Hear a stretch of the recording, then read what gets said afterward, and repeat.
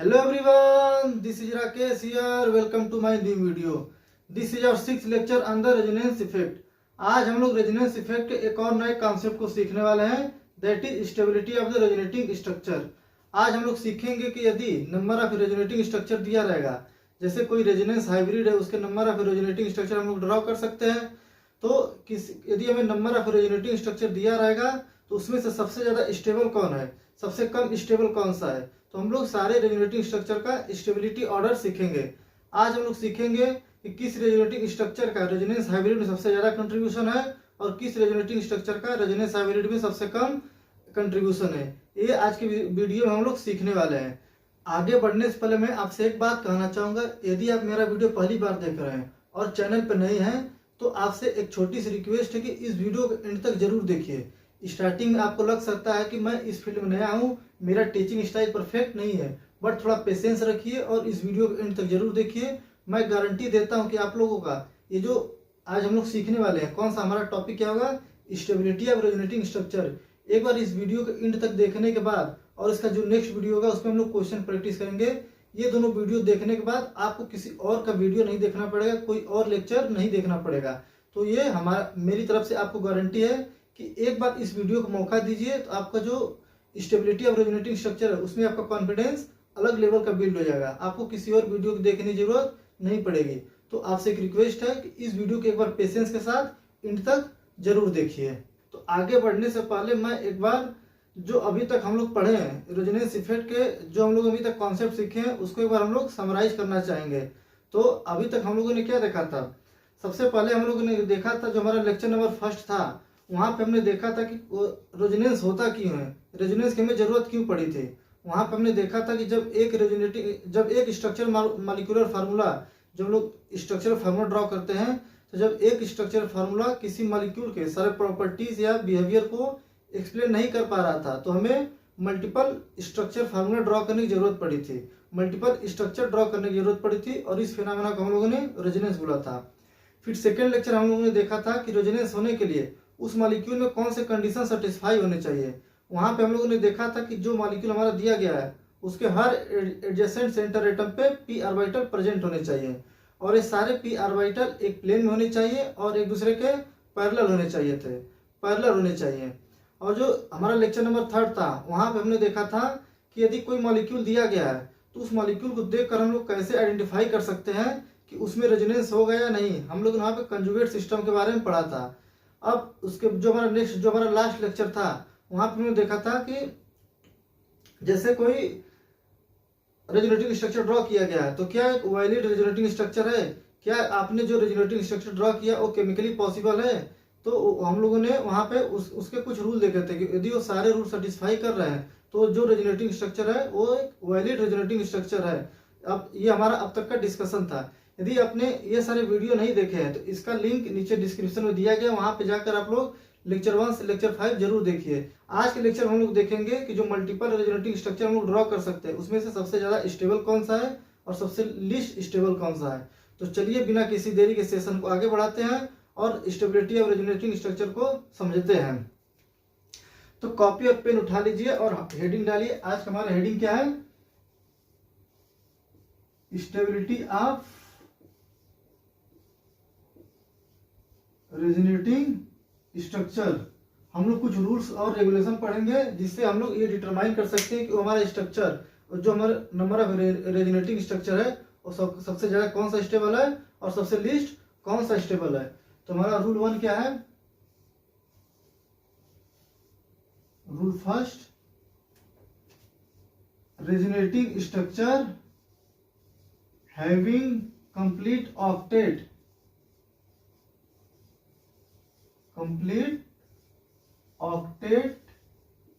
is relatively most stable, relatively more stable। ये हमारा rule number first है। Rule number first हमारा क्या कर रहा है, जो हम लोग रेजोनेटिंग स्ट्रक्चर ड्रॉ किए हैं यदि उसमें जितने भी एटम है उन सबके ऑक्टेट कंप्लीट है तो हमारा क्या होगा, रिलेटिवली मोर स्टेबल होगा, हमारा सबसे ज्यादा स्टेबल रेजोनेटिंग स्ट्रक्चर होगा। जैसे आप लोगों ने इनऑर्गेनिक केमिस्ट्री में क्या पढ़ा है, हमारा जो इनऑर्गेनिक केमिस्ट्री है किस पे बेसिस है, ऑक्टेट रूल पे है कि सब सारे एटम के ऑक्टेट कंप्लीट होने चाहिए, तो वो ज़्यादा स्टेबल होगा। जैसे यदि आप लोग यदि रात को सोने से पहले यदि आपका पेट नहीं भरा है तो आप क्या करोगे, रात भर बेड में करवटें लेते रहोगे, आपके अंदर क्या होगी, बेचैनी होगी, अनस्टेबिलिटी होगी। यदि आपका पेट भरा तो आप आराम से नींद ले सकोगे। उसी तरह यदि किसी एटम का ऑक्टेट कंप्लीट है मीन्स उसका पेट भरा हुआ तो वो ज़्यादा स्टेबल होगा, उसके अंदर अनस्टेबिलिटी नहीं होगी। यदि उसके ऑक्टेट कंप्लीट नहीं है मीन्स उस एटम के पास 8 इलेक्ट्रॉन नहीं है तो क्या करेगा, उसके अंदर बेचैनी होगा, वो अनस्टेबल होगा। तो हमारा पहला रूल क्या कहता है कि यदि किसी रेजोनेटिंग स्ट्रक्चर में सारे एटम के ऑक्टेट कंप्लीट है तो क्या होगा, रिलेटिवली मोर स्टेबल होगा। जिसके हम लोग एक एग्जांपल समझते हैं। जैसे हमारे पास दो रेजोनेटिंग स्ट्रक्चर दिया गया है, ये क्या है, CH2 प्लस फ्लोरीन के ऊपर कितने एटम होते हैं, 6 एटम। एक ये रेजोनेटिंग स्ट्रक्चर है और इसका एक रेजोनेटिंग स्ट्रक्चर हम लोग क्या ड्रॉ कर सकते हैं, ये अपना कार्बोकैटायन है, इसके पास क्या होगा, वैकेंट p ऑर्बिटल होगा। तो इसके पास क्या है, वैकेंट p ऑर्बिटल। तो इस p ऑर्बिटल में फ्लोरीन अपना इलेक्ट्रॉन डोनेट कर सकता है, तो क्या बन जाएगा अपना CH2 डबल बॉन्ड F। अब फ्लोरीन अपना एटम दिया तो इस पे क्या आ जाएगा, प्लस चार्ज आ जाएगा। अब हमें बताना है कि दोनों रेजोनेटिंग स्ट्रक्चर में सबसे ज्यादा स्टेबल कौन सा है। तो आप लोग देखिए रूल हमारा क्या कहता है कि जितने भी एटम प्रेजेंट है, जितने भी एटम है उन सबके ऑक्टेट कंप्लीट होने चाहिए, मींस उन सबके पास 8 इलेक्ट्रॉन होने चाहिए। तो फ्लोरीन के पास कितने इलेक्ट्रॉन है, 1 2 3 4 5 6, और ये बॉन्ड पे कितने इलेक्ट्रॉन होते हैं, 2 इलेक्ट्रॉन होते हैं, 6 to 8 मींस फ्लोरीन के पास अपना 8 इलेक्ट्रॉन है। अब कार्बन के पास देखिए H2 क्या है, H2 को हम लोग ऐसे भी ड्रॉ कर सकते हैं, दिस इज आवर H। तो 2 एटम यहाँ पर है सिग्मा बॉन्ड, 2 एटम यहाँ पर है और 2 एटम ये है। कार्बन के पास कितने इलेक्ट्रॉन है, 6 इलेक्ट्रॉन है। ये अपना हो गया फर्स्ट रेजोनेटिंग स्ट्रक्चर। सेकेंड हम लोग देखते हैं, तो यहाँ पे कार्बन के पास कितने इलेक्ट्रॉन है, H2 को हम लोग ऐसे ड्रॉ कर दे, तो अपना क्या हो गया 2 2, यहाँ पे 2 मीन्स यहाँ पे कार्बन के पास कितने इलेक्ट्रॉन है, 8, और यहाँ पे फ्लोरीन अपना एक लोन पेयर यहाँ पे डोनेट कर दिया, यहाँ पे कितने बच गए, 4, 2 + 2 2 + 2 8। मीन्स हम लोग यहाँ पे देख रहे हैं क्या कि जो दोनों एटम है इन सबके ऑक्टेट कंप्लीट है, कार्बन का भी ऑक्टेट कंप्लीट है, फ्लोरीन का भी ऑक्टेट कंप्लीट है। अब जो अपना हाइड्रोजन क्या होता है, एक्सेप्शन होता है, हाइड्रोजन में ऑक्टेट रूल नहीं फॉलो करता है। यदि हाइड्रोजन के पास 2 एटम है तो स्टेबल होता है, तो आप लोग हाइड्रोजन को यहाँ पे इग्नोर कीजिए। तो हम लोग देख रहे हैं कि यहाँ पे कार्बन और फ्लोरीन ये अपना क्या है, डबल बॉन्ड, यहाँ पे 2 एटम, यहाँ पे 2 एटम। कार्बन और फ्लोरीन दोनों के ऑक्टेट कंप्लीट है, लेकिन यहाँ पे कार्बन का ऑक्टेट कंप्लीट नहीं है, तो अपना ज्यादा स्टेबल कौन सा स्ट्रक्चर होगा, ये अपना ज्यादा स्टेबल होगा। तो हमारा पहला रूल क्या कर रहा है, यदि किसी रेजोनेटिंग स्ट्रक्चर में सारे एटम के ऑक्टेट कंप्लीट है तो क्या होगा, रिलेटिवली मोर स्टेबल होगा। इसके एक और एग्जांपल समझते हैं। सेकेंड एग्जांपल देखिए, कहां पर ड्रॉ करिए, CH2 single bond C double bond O, ये अपना क्या आ गया, प्लस चार्ज। ऑक्सीजन में कितने लोन पेयर होते हैं, 4, ये अपना क्या है, CH3। एक अपना रेजोनेटिंग स्ट्रक्चर ये, और दूसरा रेजोनेटिंग स्ट्रक्चर क्या हो सकता है, ऑक्सीजन अपना ये लोन पेयर यहाँ पे डोनेट कर दिया तो क्या बॉन्ड बनेगा, resonating structure CH3 C triple bond O plus. जब ऑक्सीजन अपना लोन पेयर दे दिया, यहाँ क्या आ गया, प्लस चार्ज, और यहाँ बन गया ट्रिपल बॉन्ड। यहाँ पे देखिए इस कार्बन के 8 इलेक्ट्रॉन पूरे हैं, यहाँ पे कार्बन कितने इलेक्ट्रॉन पूरे, कार्बन पास कितने इलेक्ट्रॉन है, 2 यहाँ पर है, और इस पाई बॉन्ड पे 2 है, और इस सिग्मा बॉन्ड पे 2 है, कितने इलेक्ट्रॉन है, 6। और ऑक्सीजन के पास 2 + 2 4, 4 + 4 8। यहाँ हम लोग देख रहे हैं इस कार्बन के ऑक्टेट कंप्लीट नहीं है। अब इस रेजोनेटिंग स्ट्रक्चर में देखिए इस कार्बन के ऑक्टेट कंप्लीट है, और ये कार्बन 1 2 3 4 4 बॉन्ड बना रखा है, और हर एक बॉन्ड में कितने इलेक्ट्रॉन होते हैं, 2 बॉन्ड। इसका भी ऑक्टेट कंप्लीट है, और ऑक्सीजन का एक लोन पेयर डोनेट कर दिया, 2 + 6 8। तो हम लोग देख रहे हैं कि ये जो अपना रेजोनेटिंग स्ट्रक्चर, इसमें हर एक एटम का ऑक्टेट कंप्लीट है, मींस ये ज्यादा स्टेबल होगा। इन दोनों कौन स्टेबल ज्यादा होगा, this is our this resonating structure will be more stable than this. तो अपना पहला रूल क्या कर रहा है कि जो हम लोग रेजोनेटिंग स्ट्रक्चर ड्रॉ किए हैं, यदि उसमें हर एक एटम के सारे ऑक्टेट कंप्लीट हैं तो रिलेटिवली मोर स्टेबल होगा। This is our rule first. हम लोग मूव करते हैं अपने सेकेंड रूल पे। तुम्हारा रूल नंबर क्या कहता है कि जो अपना रूल सेकेंड क्या है, rule number 2, resonating structure having minimum charges और neutral will be more stable.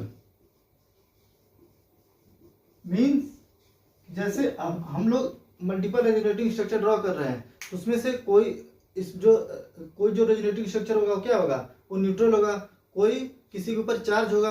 तो जो चार्ज स्पेसीज है वो अनस्टेबल होती है। ऑर्गेनिक केमिस्ट्री में जितने भी चार्ज स्पेसीज होते हैं वो क्या होते हैं, अनस्टेबल होते हैं as compare to the neutral species. तो जो हम लोग मल्टीपल स्ट्रक्चर ड्रॉ किए गए हैं उसमें हम लोग देखेंगे कि कौन न्यूट्रल स्पीसीज है, कौन चार्ज स्पीसीज है। तो जो न्यूट्रल स्पीसीज है वो क्या होगा, ज्यादा स्टेबल हो गया, या जिसके ऊपर कम चार्जेस है। अब दोनों रेजोनेटिंग स्ट्रक्चर दोनों के ऊपर चार्जेस है, तो जिनके ऊपर कम चार्ज है वो ज्यादा स्टेबल होगा। तो अपना रूल नंबर क्या बोल रहा है कि जो हम लोग रेजोनेटिंग स्ट्रक्चर ड्रॉ किए हैं उसमें देखिए किसके पास मिनिमम चार्जेस है, या कौन सा स्पीसीज न्यूट्रल है, कौन सा रेजोनेटिंग स्ट्रक्चर न्यूट्रल है, वो ज्यादा स्टेबल होगा as compare to the charge species. तो हमारा सेकेंड रूल क्या बोलता है, this is our second rule. इसका हम लोग एग्जाम्पल देखते हैं। जैसे अपना एक क्या है, phenol. This is our phenol. इसका हम लोग एक रेजोनेटिंग स्ट्रक्चर क्या ड्रा कर सकते हैं, ये अपना कंजुगेट सिस्टम है। तो लोन पेयर यहां पर आया और ये यहां पर शिफ्ट हो गया, तो क्या हो जाएगा अपने रेजोनेटिंग स्ट्रक्चर। जब लोन पेयर यहां पर क्या हो गया, डबल बॉन्ड, और दिस इज आवर OH। अब ऑक्सीजन अपना लोन पेयर दिया था, यहाँ पे कौन सा चार्ज आएगा, प्लस चार्ज, और ये बॉन्ड यहां पर आएगा तो यहां पर आएगा minus charge. This is our double bond. अब हमें बताना है कि इन दोनों में कौन सा ज्यादा स्टेबल होगा। तो स्टेबिलिटी कंपैरिजन करने के लिए हमें एक ऑर्डर में चलना पड़ेगा। सबसे पहले हम लोग चेक करेंगे ऑक्टेट रूल। यदि ऑक्टेट रूल से हमें आंसर ना मिले तभी हम लोग सेकेंड रूल पे जाएंगे। तो इसमें ऑक्टेट चेक कीजिए, क्या सभी जितने भी एटम है सबका ऑक्टेट कंप्लीट है। यहाँ पर जब आप लोग देखोगे तो दोनों रेजोनेटिंग स्ट्रक्चर में सबका ऑक्टेट कंप्लीट है। जितने भी एटम प्रेजेंट हैं सबके ऑक्टेट कंप्लीट है। आप लोग इसको ट्राई कीजिएगा तो देखेंगे कि सभी का ऑक्टेट कंप्लीट है। तो हम लोग फर्स्ट रूल ऑक्टेट रूल से डिटरमाइन नहीं कर सकते कि इसमें से कौन सा ज्यादा स्टेबल होगा। तो हम लोग मूव करेंगे अपने सेकेंड रूल पे, जहां पे हम लोग देख रहे हैं कि जो न्यूट्रल स्पीसीज है, या जो मीन्स जिस स्पीसीज के पास मिनिमम चार्ज है वो ज्यादा स्टेबल होगा। तो यहाँ पे क्या होगा, this is our neutral species. यहाँ पे चार्ज कितना है, 0, और यहाँ पे चार्ज कितना है, 2, 1 चार्ज 2 चार्ज। तो जो मिनिमम चार्ज है, मिनिमम चार्ज कितना है, ये यहाँ पे कोई भी चार्ज प्रेजेंट नहीं है। तो अपना कौन सा स्टेबल होगा, इन दोनों रेजोनेटिंग स्ट्रक्चर में कौन ज्यादा स्टेबल होगा, ये अपना ज्यादा स्टेबल होगा। तो अपना रूल नंबर क्या है, रूल नंबर है न्यूट्रल स्पीसीज,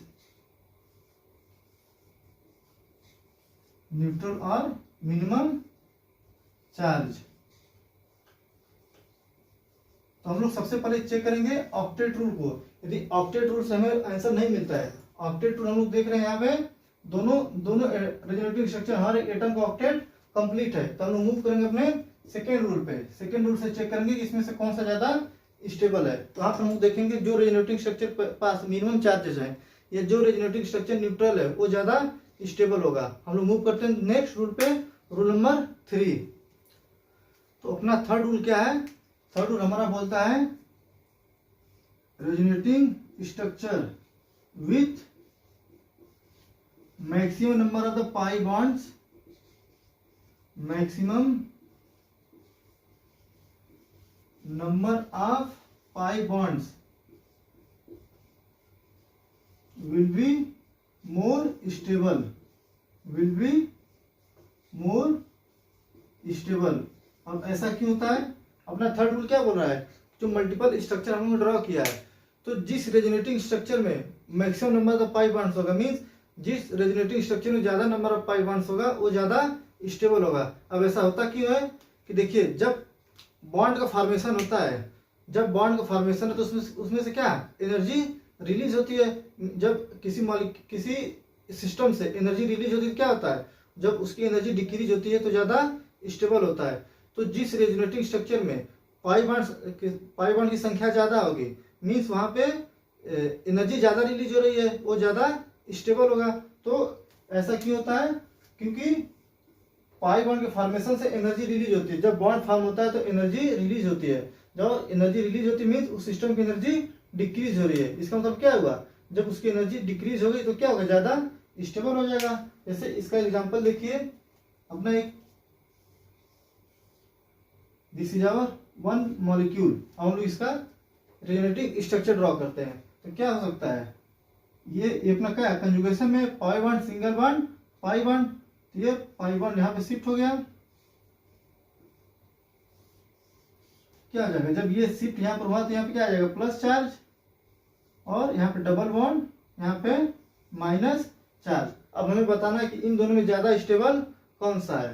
तो हम लोग सबसे पहले क्या चेक करेंगे, ऑक्टेट रूल से चेक करेंगे। सबसे पहले क्या चेक करेंगे, ऑक्टेट रूल। हम लोग देख रहे हैं यहाँ पे जब आप इस देखोगे तो सारे एटम पे ऑक्टेट कंप्लीट है, और जब यहाँ पे देखोगे तो इस कार्बन के पास, यहाँ पे जो कार्बन के पास कितने एटम है, 6 एटम है। तो आप लोग ऑक्टेट रूल से ही बता सकते हो कि ये ज्यादा स्टेबल है।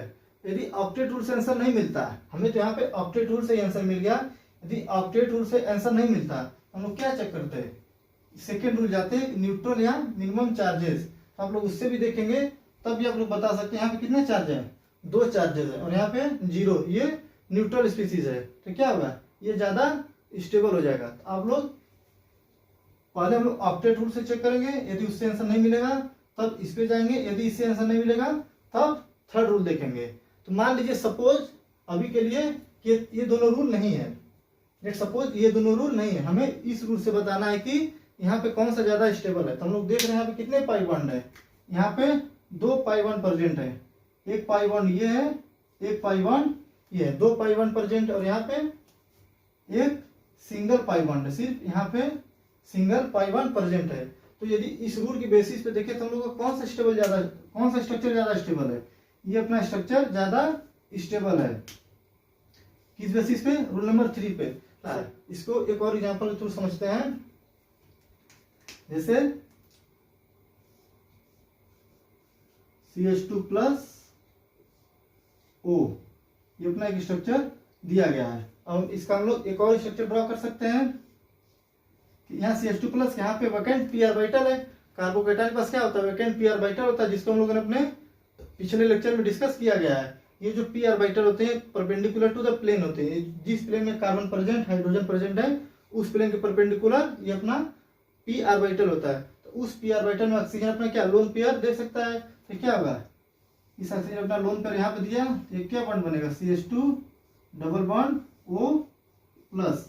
तो आप लोग यहाँ पे चेक करोगे तो ऑक्टेट रूल से हमें आंसर मिल जाएगा। ऑक्टेट रूल से यहाँ पे हम लोग आंसर पता कर सकते हैं। यहाँ पे देखिए कार्बन पास कितने इलेक्ट्रॉन है, 6 इलेक्ट्रॉन, और यहाँ पे कार्बन पास 8 इलेक्ट्रॉन। यहाँ पे ऑक्टेट कंप्लीट नहीं है, तो हम लोग फर्स्ट रूल से आंसर पता कर सकते हैं, लेकिन हमें यहाँ से पता करना है थर्ड रूल से कि इन दोनों में कौन सा ज्यादा स्टेबल होगा।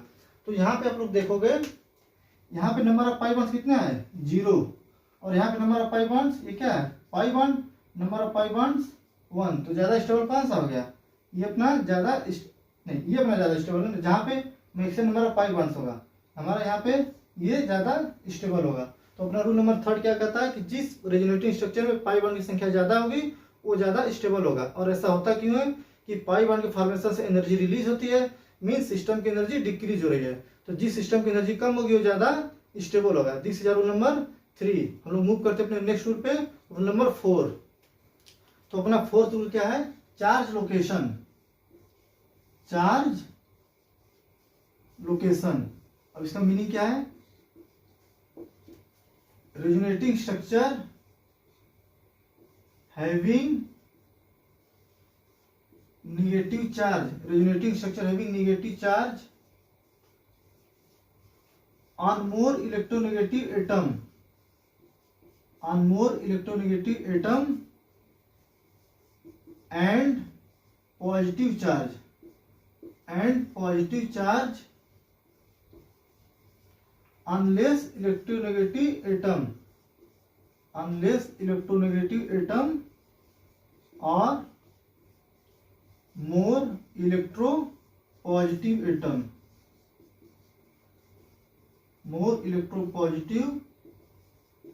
atom will be more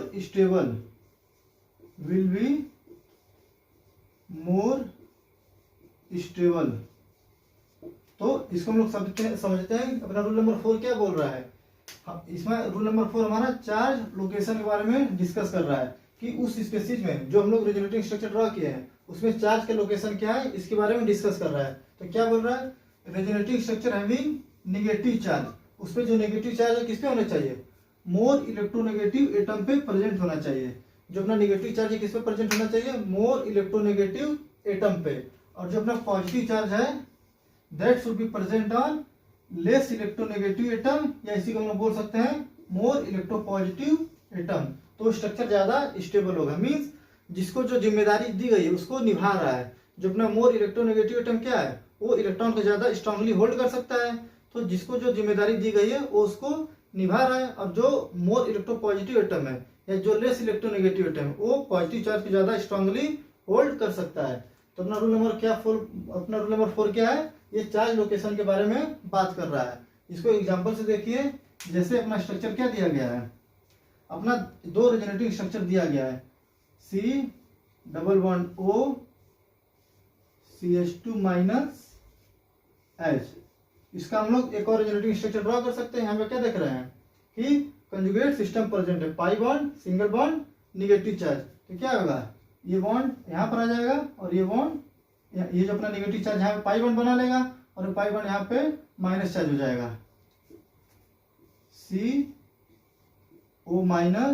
double bond CH2H। अब हमें बताना है कि इन दोनों में कौन सा ज्यादा स्टेबल होगा। दो अपना रेजोनेटिंग स्ट्रक्चर दिया गया है, इन दोनों से ज्यादा स्टेबल कौन सा होगा। तो हम लोग सबसे पहले क्या करेंगे, ऑक्टेट रूल पहले ऑक्टेट रूल से चेक करेंगे। तो जब आप लोग ऑक्टेट रूल देखोगे तो यहाँ पे देख रहे हो कि सारे एटम के ऑक्टेट कंप्लीट है, सभी के पास 8 इलेक्ट्रॉन है, तो अपना ऑक्टेट रूल फेल हो जाएगा।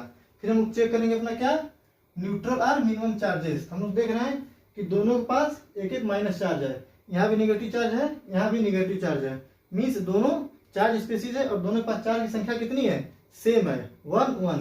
फिर हम लोग देखेंगे क्या, पाई बॉन्ड की संख्या। तो यहाँ देखिए number of pi bonds 1, number of pi bond 1, means in तीनों रूल से हम लोग ये डिटरमाइन नहीं कर सकते कि इन दोनों में से कौन सा ज्यादा स्टेबल होगा। जब अपना तीनों रूल फेल हो जाए हम लोग किस पे जाएंगे, रूल नंबर 4 पे, चार्ज लोकेशन पे। ये क्या बोलता है कि नेगेटिव चार्ज ज्यादा इलेक्ट्रोनेगेटिव एटम के पास होना चाहिए। यहाँ पे देखिए, यहाँ पे नेगेटिव चार्ज किसके पास है, कार्बन के पास, और यहाँ पे नेगेटिव चार्ज ऑक्सीजन के पास। तो दोनों में ज्यादा इलेक्ट्रोनेगेटिव एटम कौन है, ऑक्सीजन। तो ज्यादा स्ट्रांगली कौन होल्ड करके रख सकता है नेगेटिव चार्ज को, ऑक्सीजन। तो ज्यादा स्टेबल कौन होना चाहिए, ये अपना ज्यादा स्टेबल होगा, क्योंकि यहाँ पर हम लोग देख रहे जो नेगेटिव चार्ज है वो क्या है, मोर इलेक्ट्रोनेगेटिव एटम के ऊपर प्रेजेंट है। और ये हम लोग कैसे चेक करेंगे, पहले 3 रूल को चेक करेंगे। यदि हमारे इन तीनों रूल से आंसर नहीं मिलते हैं तभी हम लोग रूल नंबर 4 पे जाएंगे, तभी रूल नंबर 4 पे मूव करेंगे। तो हम लोगों ने देखा यदि हम लोग तीनों रूल चेक करेंगे तो यहाँ पे हम लोग ये डिटरमाइन नहीं कर सकते हैं कि इसमें से कौन सा ज्यादा स्टेबल होगा। तो हम लोग अपने रूल नंबर 4 पे गए और यहाँ पे हम देखा कि जो निगेटिव चार्ज है क्या है, ऑक्सीजन के ऊपर होना चाहिए, तो ज्यादा स्टेबल होगा। This structure will be more stable. This is rule number 4। हम लोग मूव करते हैं अपने नेक्स्ट रूल पे, दैट इज रूल नंबर 5। तो अपना नेक्स्ट रूल क्या है, चार्ज सेपरेशन। ये किसके बारे में बात कर रहा है, चार्ज सेपरेशन। अब इसका मीनिंग क्या है ये समझते हैं। originating structure having like charges, having unlike charges, unlike charges close to each other, and like charges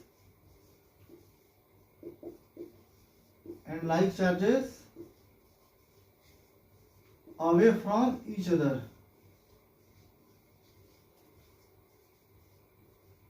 Each other will be more stable.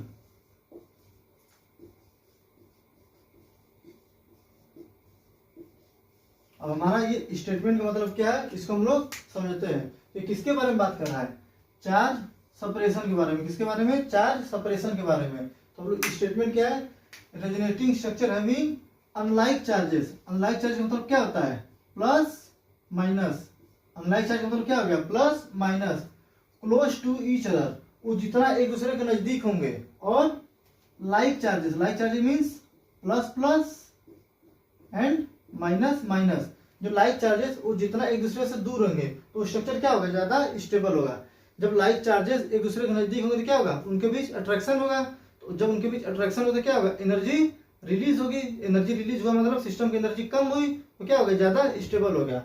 और लाइक चार्जेस जब एक दूसरे के नजदीक रहेंगे तो उनके बीच क्या होगा, रिपल्सन। रिपल्सन से क्या होता है, सिस्टम की एनर्जी इंक्रीज होती है। रिपल्सन से क्या होता है, सिस्टम की एनर्जी इंक्रीज होती है। तो किसी सिस्टम की एनर्जी इंक्रीज होगी मीन्स वो लेस स्टेबल होगा। तो क्या होना चाहिए, जो लाइक चार्जेस है वो एक दूसरे के क्लोज होने चाहिए, जिससे उनके बीच अट्रैक्शन हो और एनर्जी रिलीज हो और सिस्टम अपना ज्यादा स्टेबल बनेगा। और जो लाइक चार्जेस क्या होना चाहिए, एक दूसरे से दूर होना चाहिए इनके बीच। ऐसे क्या होगा, इनके बीच रिपल्सन कम होगा। तो जब रिपल्सन कम होगा तो इनके बीच जो अपना सिस्टम की एनर्जी क्या होगी, कम इंक्रीज होगा, तो स्ट्रक्चर ज्यादा स्टेबल होगा। तो जैसे इसको एग्जांपल के थ्रू समझते हैं। ये अपना जैसे बेंजीन रिंग है, दिस इज एन मेथिल, दो मेथिल ग्रुप लगा है। तो ये नाइट्रोजन के पास क्या होता है, लोन पेयर। इस नाइट्रोजन अपना लोन पेयर क्या किया, यहाँ पे डोनेट कर दिया ये। तो अपना रेजोनेटिव स्ट्रक्चर क्या बन जाएगा, यहाँ पे आ जाएगा डबल बॉन्ड नाइट्रोजन, नाइट्रोजन पास दो मेथिल ग्रुप है। और ये जब अपना लोन पेयर, नाइट्रोजन अपना लोन पेयर देता है, यहाँ पे क्या आएगा, प्लस चार्ज। क्या आएगा, प्लस चार्ज। और यहाँ पे हो गया डबल बॉन्ड, ये आ गया negative charge. This is our two bond. अब इसका एक और रेजोनेटिव स्ट्रक्चर ड्रॉ कर सकते हैं। यहाँ पे देखिए क्या है, negative charge, single bond, pi bond. क्या अल्टरनेट है कंजुगेशन में, तो क्या होगा, ये बॉन्ड यहाँ पर आ जाएगा और ये यहाँ पे शिफ्ट हो जाएगा। अपना क्या स्ट्रक्चर बनेगा, this is our double bond and plus this is our to methyl group and double bond negative charge. अब हमें बताना है कि इन दोनों स्ट्रक्चर में जो अपना ये रेजोनेटिंग स्ट्रक्चर है और ये रेजोनेटिंग स्ट्रक्चर, इन दोनों में ज्यादा स्टेबल कौन सा है। तो आप लोग पहले ये सारे रूल चेक करोगे। तो इन दोनों, जब आप सारे रूल चेक करोगे देखोगे ये सारे रूल से फेल हो जाते हैं। सारे रूल से हम लोग डिटरमाइन नहीं कर सकते हैं कि कौन सा स्पेसीज, कौन सा रेजोनेटिंग स्ट्रक्चर ज्यादा स्टेबल होगा। तो हम मूव करेंगे अपने किस पे, रूल नंबर 5 पे। क्या बोल रहा है, unlike charges close to each other means ये जितना एक दूसरे के नजदीक होंगे ज्यादा उतना ज्यादा स्टेबल होगा। तो यहाँ पे देखिए अनलाइक चार्ज क्या, प्लस माइनस, ये इतने डिस्टेंस पे ये है और ये प्लस माइनस ये इतना डिस्टेंस है। तो इसमें से ज्यादा नजदीक कौन सा, ये ज्यादा नजदीक है। जब ये ज्यादा नजदीक तो ज्यादा स्टेबल कौन सा स्ट्रक्चर होगा, this structure will be more stable. क्यों, जब वो ज्यादा नजदीक होंगे तो क्या उनके बीच अट्रैक्शन होगा। अट्रैक्शन से क्या होता है, एनर्जी रिलीज होती है। जब एनर्जी सिस्टम से रिलीज होगी तो सिस्टम की एनर्जी कम हो गया तो स्ट्रक्चर ज्यादा स्टेबल हो गया। तो इन दोनों में सबसे स्टेबल कौन सा स्ट्रक्चर होगा, it will be more stable than this. This is rule number 5। हम लोग मूव करते हैं अपने नेक्स्ट रूल पे। तो अपना रूल नंबर 6 क्या बोलता है, resonating structure having higher number of, इसको बोल सकते हैं greater number of resonating structure having greater number of benzenoid, greater number of benzenoid segment, benzenoid segment will be more stable, will be more stable means ये हमारा rule क्या बोल रहा है कि जो हम लोगों ने रेजोनेटिंग स्ट्रक्चर ड्रॉ किया है उसमें से जिस स्ट्रक्चर के पास नंबर ऑफ बेंजीन रिंग ज्यादा हो वो क्या होगा, ज्यादा स्टेबल होगा। इसको एग्जांपल समझे कि जैसे हमारा ये बेंजीन रिंग है, एक ये बेंजीन रिंग है, इसमें क्या हो सकता है, रेजोनेंस हो सकता है। ये पाई बॉन्ड यहाँ पे शिफ्ट करेगा, अपना सेकेंड बेंजीन रिंग क्या होगा, इसका क्या होगा, रेजोनेटिंग स्ट्रक्चर। यहाँ पे देखिए, जब आप लोग इससे पहले क्या करेंगे, हम लोग ये सारे रूल एक एक करके चेक करेंगे। 1 2 3 4 5 सभी रूल एक एक करके चेक करेंगे। वहां पे आप लोग देखोगे कि इन सारे रूल से हम लोग डिटरमाइन नहीं कर सकते कि इन दोनों में ज्यादा स्टेबल कौन होगा। तो हम मूव करेंगे अपने किसमें, रूल नंबर 6 पे। तो यहाँ पे देखिए क्या, एक बेंजीन रिंग है, ये क्या है, कंप्लीट बेंजीन रिंग है। यहाँ पे बेंजीन रिंग कितना है, 1, और यहाँ पे बेंजीन रिंग कितना है, 1। मीन ये दोनों स्ट्रक्चर क्या होंगे, इक्वल स्टेबल होंगे। ये दोनों स्ट्रक्चर इक्वल स्टेबल होंगे। एक सेकेंड एग्जांपल से समझते हैं। ये दोनों, एक सेकेंड एग्जांपल, जैसे ये क्या है अपना नेप्थलीन, क्या है, नेप्थलीन। एक ये स्ट्रक्चर है, एक इसका और रेजोनेटिंग स्ट्रक्चर हो सकता है। अभी हम लोग रेजोनेटिंग स्ट्रक्चर की प्रैक्टिस करेंगे। ये जब ये अपना सेशन खत्म हो जाएगा तो जो अपना नेक्स्ट लेक्चर होगा क्या, उसमें हम लोग जैसे स्पेसिफिक जो मॉलिक्यूल दिया रहेगा उसके कितने रेजोनेटिंग स्ट्रक्चर ड्रॉ हो सकते हैं, वो हम लोग अलग से एक अलग सेपरेट वीडियो में इसको डिस्कस करेंगे। जैसे इसका एक रेजोनेटिंग स्ट्रक्चर ये है, सेकेंड क्या हो सकता है,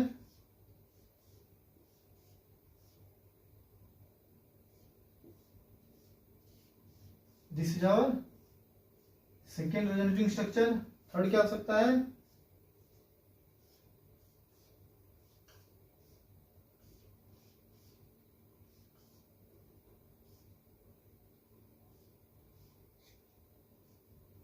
this is our third resonating structure. और फोर्थ क्या हो सकता है,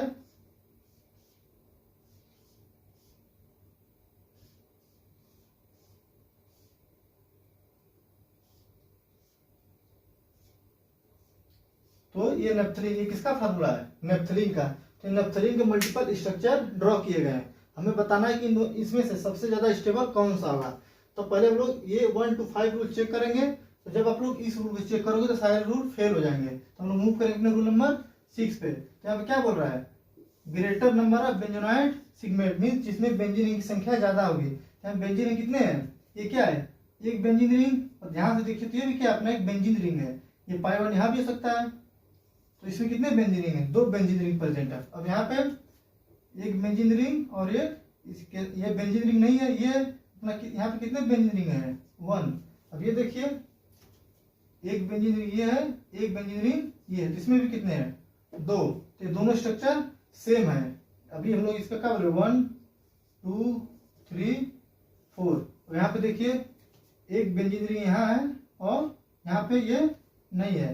तो यहाँ पे यदि हम लोग कंपेयर करें इस रूल के हिसाब से, तो किसमें ज्यादा बेंजीन रिंग है, इसमें और इसमें। नंबर ऑफ बेंजीन रिंग 2, यहाँ पे 2 है, यहाँ पे 2 है। मीन्स 1 और 3 की स्टेबिलिटी बराबर होगी। और ये दोनों किससे ग्रेटर होंगे, 2 and 4 से। किससे, 2 and 4 से।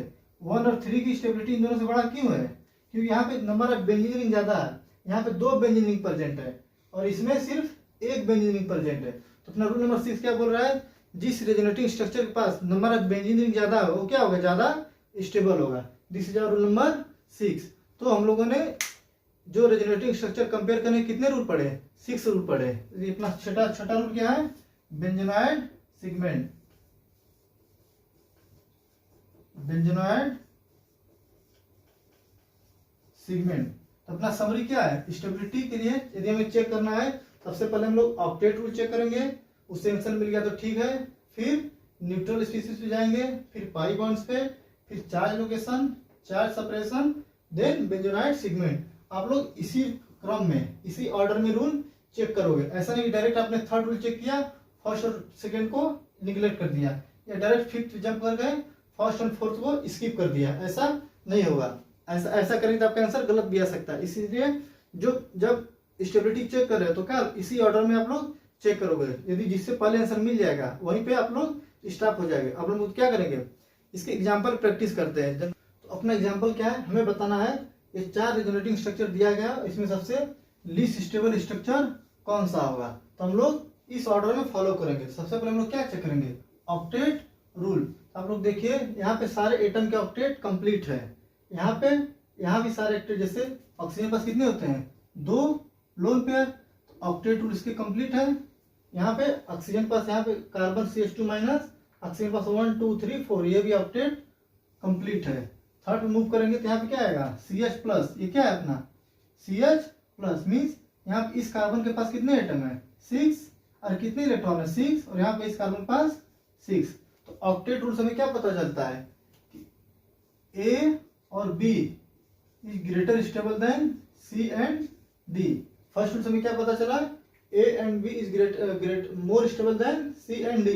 ऑक्टेट रूल से हमें ये पता चल गया। हमें क्या करना है, लीस्ट स्टेबल पता करना है। तो हम लोग किसमें कंपेयर करेंगे, अब C और D में हम लोग मूव करते हैं, C और D में कंपेयर करते हैं। तो अपना सेकेंड रूल क्या बोलता है, न्यूट्रल और मिनिमम चार्जेस। हम लोग क्या देख रहे हैं, यहाँ भी 2 चार्ज प्रेजेंट है प्लस माइनस, यहाँ भी 2 चार्ज प्रेजेंट है प्लस माइनस, और इसमें से कोई भी न्यूट्रल स्पीसीज नहीं है। तो हम लोग सेकेंड रूल से आंसर पता नहीं कर सकते। मूव करते हैं अपने थर्ड रूल पे। थर्ड रूल क्या है, नंबर ऑफ पाई बॉन्ड्स। यहाँ पे कितने पाई बॉन्ड है, एक पाई बॉन्ड, यहाँ पे कितने हैं, एक पाई बॉन्ड, मीन्स दोनों जगह same number of pi bonds है। तो हम लोग थर्ड रूल से भी डिटरमाइन नहीं कर सकते हैं इन दोनों में कौन ज्यादा स्टेबल है। फोर्थ रूल क्या है, चार्ज लोकेशन। चार्ज लोकेशन हमें पता करना है। चार्ज लोकेशन क्या बोलता है, जो नेगेटिव चार्ज होना चाहिए क्या, मोर इलेक्ट्रोनेगेटिव एटम पे होना चाहिए, और positive charge less electronegative atom पे होना चाहिए। यहाँ कार्बन पे नेगेटिव चार्ज है, यहाँ भी कार्बन पे नेगेटिव चार्ज है, यहाँ ऑक्सीजन पे positive charge, carbon positive charge है, यहाँ भी कार्बन पे पॉजिटिव चार्ज है। मीन्स हम लोग इससे भी आंसर पता नहीं कर सकते हैं। फिर मूव करेंगे अपने चार्ज सेपरेशन पे। चार्ज सेपरेशन भी सेम है, यहाँ पे जितना डिस्टेंस है वहां भी उतना ही डिस्टेंस है। चार्ज सेपरेशन से हम लोग नहीं पता कर सकते। तो मूव करेंगे रूल नंबर 6 पे, बेंजोइड सेगमेंट। तो बेंजोइड सेगमेंट यहाँ पे कोई भी बेंजीन रिंग प्रेजेंट नहीं है। तो हम लोग इन सारे रूल के हिसाब से यदि हम लोग ये सारे रूल चेक करेंगे तो हम लोग डिटरमाइन नहीं कर सकते हैं इसमें से कौन सा ज्यादा स्टेबल है। तो हम लोग अपना थोड़ा लॉजिक लगाएंगे। हम लोगों ने पहले रूल से चेक किया, रूल से हमें ये पता चल गया कि A और B is more stable then C and D। अब हमें C और D में कंपेयर करना था कौन सा ज्यादा, कौन लेस स्टेबल है और कौन ज्यादा स्टेबल है। तो हम लोग देख रहे हैं रूल नंबर 1 to 6 से भी हम लोग डिटरमाइन नहीं कर पा रहे हैं कौन ज्यादा स्टेबल है। तो हम लोग यूज करेंगे अपना थोड़ा लॉजिक। देखिए ये स्ट्रक्चर कैसे ड्रॉ हुआ होगा। ये स्ट्रक्चर ड्रॉ करने के लिए यहाँ पे प्लस चार्ज है, मीन्स ये इलेक्ट्रॉन यहाँ मूव किया और ये इलेक्ट्रॉन यहाँ मूव किया। तो जब ये इलेक्ट्रॉन यहाँ मूव किया तो यहाँ पे क्या आ गया, प्लस चार्ज, और यहाँ पर आ गया माइनस चार्ज, यहाँ पे बन गया बॉन्ड। जब ये इलेक्ट्रॉन यहाँ मूव किया और ये इलेक्ट्रॉन यहाँ मूव किया तो अपना क्या, ये वाला स्ट्रक्चर बना, ये अपना प्लस चार्ज आ गया। अब सेकेंड वाला कैसे बना होगा, सेकेंड वाला स्ट्रक्चर कैसे बना होगा,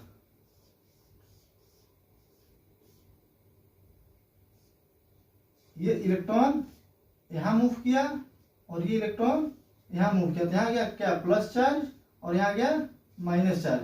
ऑक्सीजन के पास क्या है, इलेक्ट्रॉन पहले से प्रेजेंट था, ऑक्सीजन के पास क्या है, इलेक्ट्रॉन पहले से प्रेजेंट है। तो ये देखिए ये दोनों इलेक्ट्रॉन क्या आ गए, पास पास आ गए, ये भी इलेक्ट्रॉन ये भी इलेक्ट्रॉन। इलेक्ट्रॉन हम लोग क्या, यहाँ निगेटिव चार्ज मतलब क्या हुआ, 2 इलेक्ट्रॉन प्रेजेंट है, तो क्या गए ये दोनों पास पास आ गए, तो इनके बीच क्या होगा, रिपल्सन होगा, इनके बीच क्या होगा, रिपल्सन। तो जिसकी वजह से क्या होगी, इनकी स्टेबिलिटी कम हो जाएगी।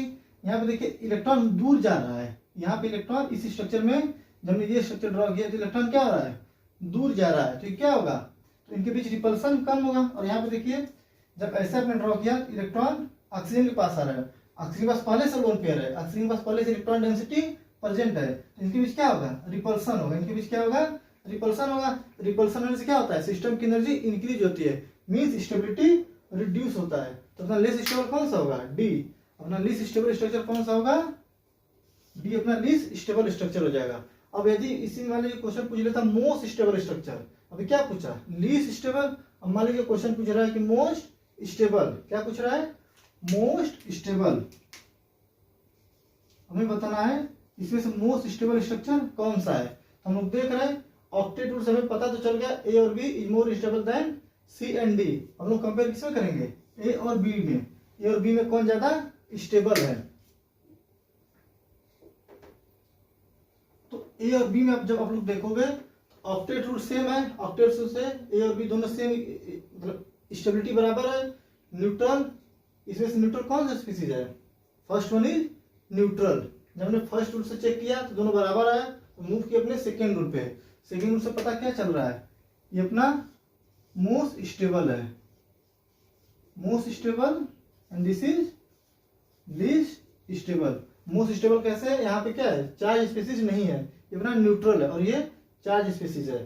तो अपना ऑर्डर क्या हो जाएगा, यदि हम लोग इसका ऑर्डर लिखना होगा, A is more stable than B, more stable than C than D.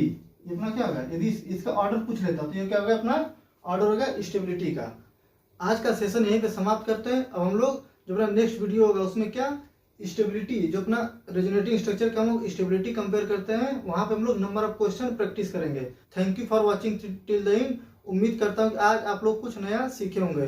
यदि आपको ये वीडियो अच्छा लगा हो तो लाइक एंड शेयर जरूर कीजिए और अपना कमेंट सेक्शन में अपना फीडबैक जरूर दीजिए, चाहे वो पॉजिटिव हो या नेगेटिव। आपका पॉजिटिव फीडबैक हमें मोटिवेट करता है एंड आपका वैल्यूएबल सजेशन हमें बेटर बनने में मदद करता है, जिससे कि हम लोग फ्यूचर में आपको और अच्छे कंटेंट प्रोवाइड कर सके। तो कमेंट सेक्शन में कमेंट करना ना भूले। थैंक यू, बाय बाय, मिलते अपने नेक्स्ट वीडियो में।